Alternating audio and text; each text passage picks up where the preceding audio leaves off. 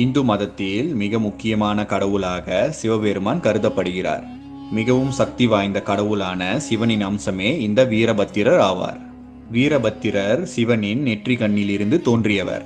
தெய்வங்கள், தேவர்கள், பேய்கள், அசுரர்கள் மற்றும் மனிதர்களிடத்தில் தோன்றும் அகந்தையை அகற்றி நீதியை நிலைநாட்டவும் தவறு செய்பவர்களுக்கு தண்டனையை தந்து உலகை காப்பாற்ற நீதி தேவனாக சிவபெருமான் 64 திருமேனி வடிவங்கள் அல்லது அவதாரங்களை எடுத்துள்ளார். இதில் ஒன்றுதான் வீரபத்திரர் என்கிற அவதாரமாகும். பல சிவன் கோயில்களில் வீரபத்திரரை துணை தெய்வமாக வழிபடுவதை நாம் காணலாம். வீரபத்திரர் ஒரு உக்கிரமான போர் தெய்வமாக கருதப்படுகிறார். இவர் ஒரே சமயத்தில் முக்கிய கடவுளான பெருமாள், அக்னி தேவன், இந்திரன், சூரிய பகவான், சந்திரன் மற்றும் 30 முக்கோடி தேவர்களை போர் செய்து வீழ்த்தியுள்ளார். இதன் வழி வீரபத்திரர் எவ்வளவு சக்திமிக்க தெய்வம் என்பதை நம்மால் அறிய